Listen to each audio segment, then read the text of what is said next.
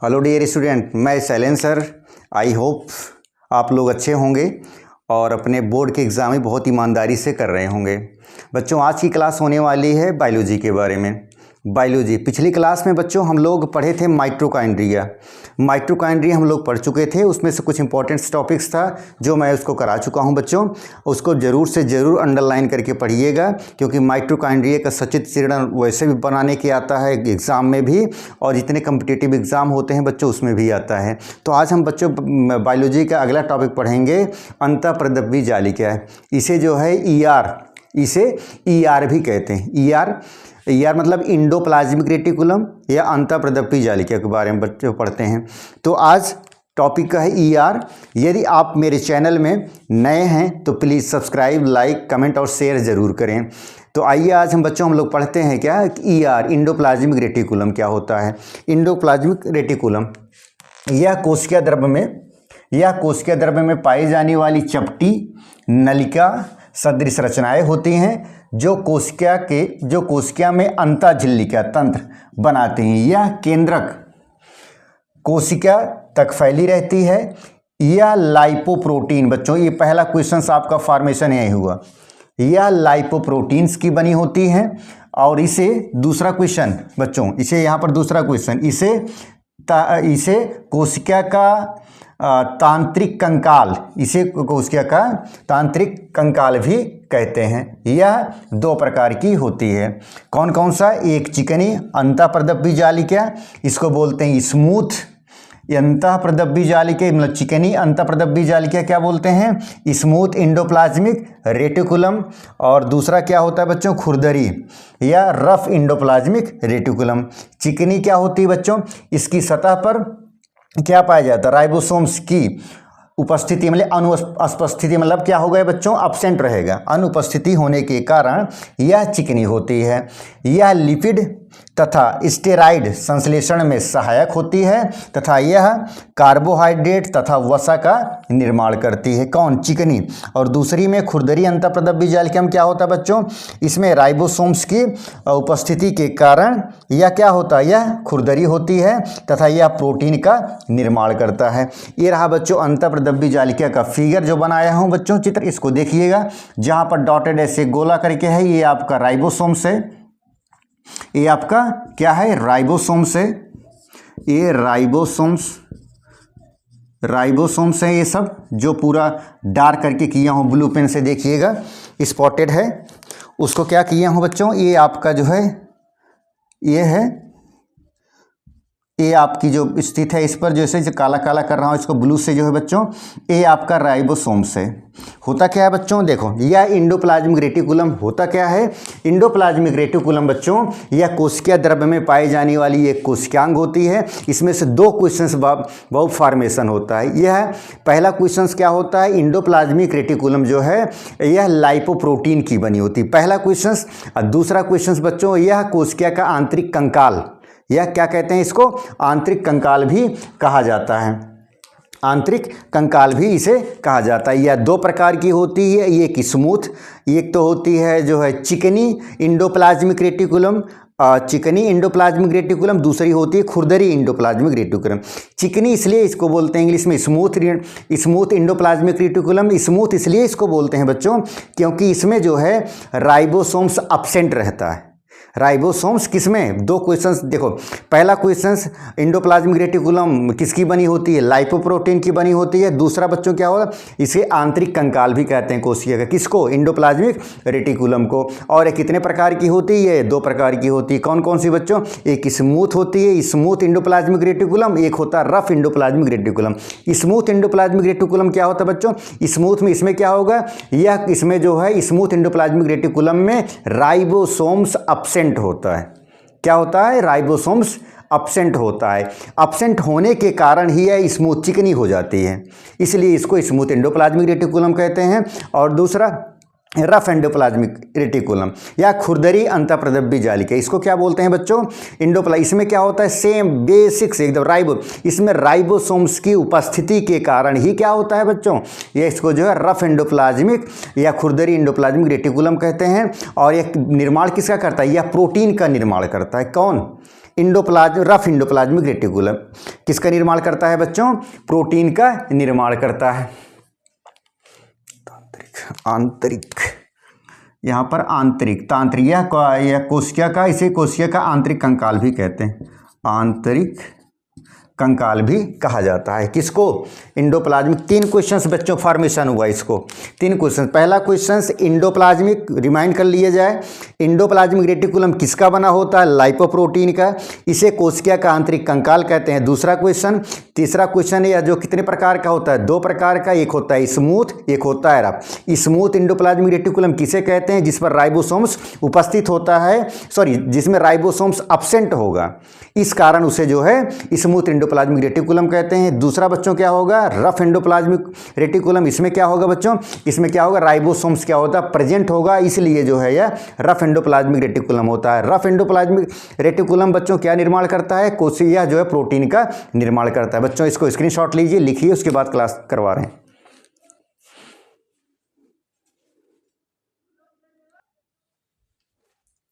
Next बच्चों हम क्या पढ़ेंगे? गैल्जी का है या गैल्जी बॉडी, इसे बोलते हैं गैल्जी कॉम्प्लेक्स भी इसको बोलते हैं। कौन सा ऑर्गेनेल सब पढ़ रहे हैं हम? गैल्जी बॉडी। गैल्जी बॉडी का दूसरा भी नाम है गैल्जी कॉम्प्लेक्स या गैल्जी बॉडी या गैल्जी का है। सर्वप्रथम बच्चों क्या करते हैं इसकी खोज, किसकी खोज? गैल्जी का है। गैल्जी बॉडी की खोज सर्वप्रथम ने कैमिलियो गैल्जी नामक वैज्ञानिक ने, कैमिलियो गैल्जी, ध्यान से, कैमिलियो गैल्जी नामक वैज्ञानिक ने 1998 ईस्वी में किया था। इसे पौधों में, इसमें पौधों में डिक्टियोसोम कहते हैं। 2 क्वेश्चंस बच्चों फॉर्मेशन हुआ यहाँ पर। एक हो गया आपकी, इसकी खोज कौन किया था? गैल्जी कॉय की खोज कौन किया था बच्चों? कैमिलियो गैल्जी नामक वैज्ञानिक ने किया था। किस सन में किया था? 1998 ईस्वी में। और दूसरा बच्चों इसे पौधों में इसे क्या कहते हैं? डिक्टियोसोम कहते हैं। ठीक है। और यह पदार्थों का परिवहन करता है। पदार्थों का परिवहन मतलब एक कार्बोहाइड्रेट जैसे प्रोटीन, वसा, लिपिड आदि का यह जो है परिवहन करता है। यह ग्लाइकोप्रोटीन या ग्लाइकोलिपिड निर्माण का प्रमुख स्थल होता है। ये बच्चों आपका फिगर है, फिगर गैल्जी का गैल्जी बॉडी का फिगर है बच्चों। ऊपर वाली को आप बोलते हैं सिस्टर्नी, ये वाली को, और इसके बाद सिक्रेटरी वेसल्स इसको बोलेंगे, और इसके बाद जो स्पेस है इसको बोलते हैं इंटरनल सिस्टर्नल आप स्पेस का बोलते हैं। ठीक है बच्चों। इसमें क्या है? देखो गैल्जी का है क्या होता है? Body, Golgi body. इसे दूसरा भी नाम है, क्या नाम है इसका? गैल्जी कॉम्प्लेक्स भी कहते हैं इसको, दूसरा नाम गैल्जी कॉम्प्लेक्स, इसे बोला जाता है गैल्जी कॉम्प्लेक्स भी बोलते हैं इसको, गैल्जी कॉम्प्लेक्स इसका दूसरा नाम है। किसका? गैल्जी बॉडी का। और गैल्जी बॉडी इसका 2 नाम, एक गैल्जी कॉम्प्लेक्स और दूसरा गैल्जी बॉडी कहते हैं। सबसे पहले बच्चों इसको क्या किए थे? कैमिलियो गैल्जी नामक वैज्ञानिक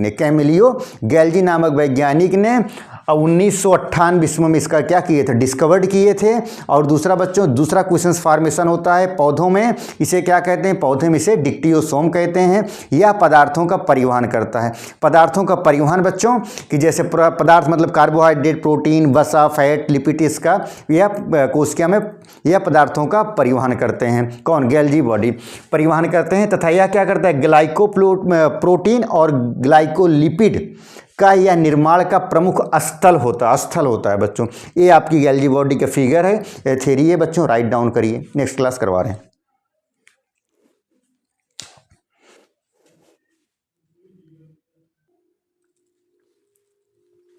नेक्स्ट बच्चों हम पढ़ेंगे क्या? राइबोसोम्स क्या होता है? राइबोसोम को सर्वप्रथम बच्चे जॉर्ज पैलेट नामक वैज्ञानिक ने इसका डिस्कवर्ड किया था। राइबोसोम्स की खोज कौन किया था बच्चों? जॉर्ज पैलेट नामक वैज्ञानिक ने इसका डिस्कवर्ड किया था। राइबोसोम्स का यह क्या होता है? यह राइबोन्यूक्लिक अम्ल RNA व प्रोटीन की बनी होती है। राइबोसोम्स राइबोन्यूक्लिक अम्ल RNA वह प्रोटीन की बनी होती है। यह अंतःप्रद्रव्य जालिका की सतह पर पाया जाता है या फिर यह कोशिका द्रव्य में गुच्छों में बिखरे हुए रहते हैं। जंतु कोशिका में इन्हें सर्वप्रथम जॉर्ज पैलेट नामक वैज्ञानिक ने खोजा था। अतः इन्हें पैलेट कण भी कहा जाता है। यह प्रोटीन संश्लेषण में सहायक होता है। इनका निर्माण केंद्रिका के द्वारा होता है। यह प्रोटीन इसे दूसरा सबसे बड़ी बच्चा है इसे, ये पहला क्वेश्चन फॉर्मेशन हुआ आपका। इसके क्या कहते हैं, इसे प्रोटीन की फैक्ट्री भी कहा जाता है। किसे, राइबोसोम्स की। ये क्वेश्चंस पूछा जाता है बार बार, चाहे वनडे हो, एसएससी हो, नीट का एग्जाम होते हैं, जितने कम्पिटिटिव एग्जाम हैं साइंस बायोलॉजी से रिलेटेड बच्चों, ये क्वेश्चंस पूछा जाता है कि कोशिका में क्या होता है, प्रोटीन की फैक्ट्री किस ऑर्गेनेल्स को कहते हैं, किस कोशिकांग को कहा जाता है इसका प्रोटीन फैक्ट्री का। तो प्रोटीन फैक्ट्री किसे कहा जाता है बच्चों, इसको राइबोसोम्स को कहा जाता है। राइबोसोम्स को सर्वप्रथम जंतु कोशिका में जॉर्ज पैलेट नामक वैज्ञानिक ने इसका डिस्कवर्ड किया था, राइबोसोम्स। और दूसरी बात बच्चों, राइबोसोम्स ये कोशिका में पाया जाता है और अंतःप्रदब्बी जालिका में, अंतःप्रदब्बी जालिका में बच्चों जब बताए थे, देखिए इसमें जो राइबोसोम्स दो प्रकार के होते थे, ये भी बताए थे आपको 70S और 80S। राइबोसोम्स क्या थे, अंतःप्रदब्बी जालिका की ऊपरी परत पर चिपके रहते थे, इसलिए वहाँ पर जो है उसको स्मूथ चिकनी अंतःप्रदब्बी जालिका और किसको रफ अंतःप्रदब्बी जालिका भी मैं आपको बताया था। राइबोसोम्स की उपस्थिति और अनुपस्थिति के कारण, एब्सेंट और प्रेजेंट के कारण ही बच्चों वहाँ पर स्मूथ और रफ इंडोप्लाज्मिक कहा गया था। किसको, राइबोसोम्स की उपस्थिति के कारण। आज बच्चों राइबोसोम्स जो पढ़ रहे हैं, राइबोसोम्स को सर्वप्रथम जंतु कोशिका में कौन डिस्कवर्ड किया था, जॉर्ज पैलेट नामक वैज्ञानिक ने इसको डिस्कवर्ड किया था। और जो क्वेश्चंस का फॉर्मेशन बच्चों हो रहा है, यह क्वेश्चंस का फॉर्मेशन बच्चों किसका होता है, प्रोटीन फैक्ट्री किस ऑर्गेनेल्स को कहते हैं। यही क्वेश्चंस बार बार आपके एग्जाम में पूछा जाता है। किसे कहा जाता है, राइबोसोम्स को कहा जाता है। राइबोसोम्स को प्रोटीन फैक्ट्री कहा भी जाता है, कहा जाता है। और यह दो प्रकार की होती है। एक कौन सी होती है, 70S, एक 70S प्रकार की राइबोसोम्स होती है, दूसरा 80S प्रकार की राइबोसोम्स होती है। 70S प्रकार की राइबोसोम्स प्रोकैरियोटिक कोशिका में पाया जाता है और हल्का होता है, और यह 80S राइबोसोम्स यूकैरियोटिक कोशिका में पाया जाता है और भारी होता है। तो बच्चों अभी राइबोसोम्स मैंने पढ़ा क्या, राइबोसोम्स मैंने पढ़ा, 2 मिनट में आप रिवाइंड कर लिए जाए। क्या कहते हैं इसको, राइबोसोम्स को सर्वप्रथम राइबोसोम्स को जंतु कोशिका में इसको जो है सर्वप्रथम जॉर्ज पैलेट नामक वैज्ञानिक ने इसको डिस्कवर्ड किया था। राइबोसोम्स बच्चों, दूसरी बात, इस राइबोसोम्स को प्रोटीन फैक्ट्री का निर्माण, प्रोटीन फैक्ट्री के निर्माण के भी इसका ऑर्गेनेल्स कहते हैं। इसको प्रोटीन फैक्ट्री का निर्माण किस ऑर्गेनेल्स को कहा जाता है, इसको राइबोसोम्स को कहा जाता है। दूसरी बात बच्चों, राइबोसोम्स कितने प्रकार का होता है, राइबोसोम्स 2 प्रकार के होते हैं, एक 70S प्रकार का और दूसरा 80S प्रकार का राइबोसोम्स। 70S प्रकार के राइबोसोम्स कहाँ पाया जाता है बच्चों, प्रोकैरियोटिक कोशिका में पाया जाता है, और जो कैसा होता है, हल्का होता है।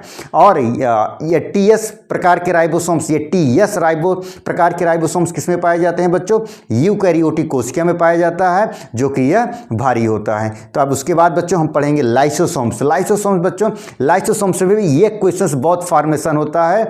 लाइसोसोम्स बोलते हैं कोशिका का सुसाइड बैग, आत्महत्या की थैली किसे कहा जाता है, ये लाइसोसोम्स को ही कहा जाता है। यार बड़ी कितनी बार पूछा गया है क्वेश्चन से बच्चों, लाइसोसोम्स का आत्महत्या, सुसाइड बैग, आत्महत्या की थैली किसे कहते हैं, लाइसोसोम्स को कहते हैं। इसको भी मैं डिटेल कर रहा हूँ। इसको डिटेल करते हुए बच्चों आप रिमाइंड कर लीजिए, जितने टॉपिक्स में पढ़ाते जा रहा हूँ बायोलॉजी से रिलेटेड, ये वनडे एसएससी नीट और जितने कम्पिटिटिव एग्जाम आते हैं, बहुत से रिलेटेड क्वेश्चंस इसी टॉपिक से पूछे जाते हैं, जो आपको मैं इंक्लूड कर दे रहा हूं बच्चों। आप पढ़िए और मस्त एक सर्विस लाइए, ताकि आपके घर परिवार भी आप पर गर्व करें और अपनी पढ़ाई को भी इतना इंप्रूव करें बच्चों। एक सफल नागरिक बनकर भारतवर्ष में अपने पद को, जिस पद पर आप पाए हैं उस पद को गौरवान्वित करें और सेवा करते रहें बच्चों। आइए लाइसोसोम्स को हम पढ़ते हैं। क्या पढ़ रहे हैं बच्चों, लाइसोसोम्स क्या है, इसकी खोज क्या किया था, लाइसोसोम्स की खोज किसने किया था, डी ड्यूब नामक वैज्ञानिक, डी डुवे नामक वैज्ञानिक ने 1955 ईस्वी में किया था इसकी खोज। और इसे क्या कहते हैं, इसे आत्महत्या की थैली भी कहा जाता है। किसको कहा जाता है, आत्महत्या की थैली कहते हैं। किसको कहते हैं, लाइसोसोम्स को। इसको डिस्कवर्ड कौन किया था, डी डुवे नामक वैज्ञानिक ने इसको डिस्कवर्ड किया था 1955 ईस्वी में। इसे आत्महत्या की थैली भी कहते हैं। नेक्स्ट क्या करता है बच्चों, यह कोशिका के अंदर पाचन का भी कार्य करता है और कभी कभी यह कोशिका को स्वयं खा लेता है, इसलिए इसको कोशिका का, इसलिए इसे आत्महत्या की थैली। कभी कभी यह कोशिका, कभी कभी ये अपनी ही कोशिका का पाचन करके कोशिका को नष्ट कर देता है। नेक्स्ट चौथा बच्चों, यह आरबीसी रेड ब्लड कॉर्पस्कल्स के अंदर नहीं पाया जाता है और तथा यह जंतु कोशिका में प्रचुर मात्रा में पाया जाता है। इसमें लाइसोसोम से पढ़े क्या बच्चों, डी ड्यूबे सर्वप्रथम इसका डिस्कवर्ड कौन किया था, डी ड्यूबे नाम वैज्ञानिक ने किस सन में किया था बच्चों, 1955 ईस्वी में इसका डिस्कवर्ड किया था। इसे कोशिका का आत्महत्या के थैली या सुसाइड बैग भी इसे कहते हैं और यह आरबीसी में नहीं पाया जाता। और बच्चों क्या किया था, और यह जंतु कोशिका में एनिमल सेल में यह प्रचुर मात्रा में पाया जाता है। इससे क्वेश्चंस बच्चों आपको राइबोसोम्स में और लाइसोसोम्स में कई क्वेश्चंस का फॉर्मेशन हुआ है बच्चों, कई क्वेश्चंस का। बच्चों इसको जरूर से जरूर पढ़िएगा, अंडरलाइन करते हो। जितने टॉपिक्स में बता रहा हूं बच्चों वो आपके लाइफ में जितने भी कम्पिटिटिव एग्जाम आप लोग देंगे जरूर से जरूर टच करेगा, पूछा जाएगा। तो यही सब जब टॉपिक बता रहा हूं बच्चों यही पूछा जाएगा। इसको आप लिखिए, राइट डाउन करिए, स्क्रीनशॉट लीजिए इसको, तब तक हम नेक्स्ट क्लास करवाते हैं आपकी।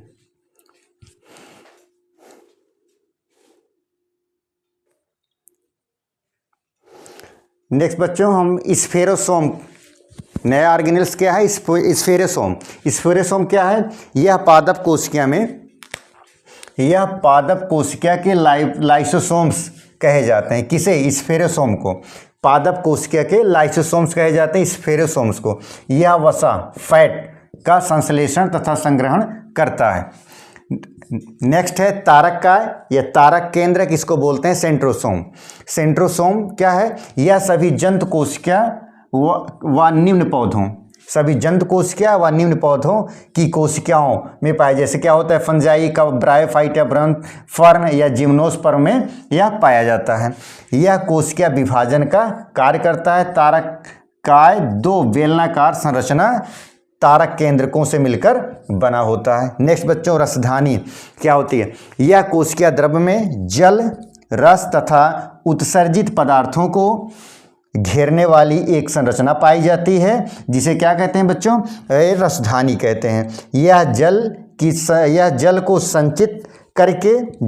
संचित करके रखता है। यह जंतुओं में छोटा किंतु पौधों में बहुत बड़ा पाया जाता है। नोट बच्चों क्या है, ये आपका ये क्वेश्चंस फॉर्मेशन होगा आने वाले एग्जाम में जितने कम्पिटिटिव रहते हैं। ये कौन सा होगा, कोशिका में अचल संपत्ति न्यूक्लिक अम्ल को कहा जाता है। किसे कहा जाता है, न्यूक्लिक अम्ल को कहा जाता है।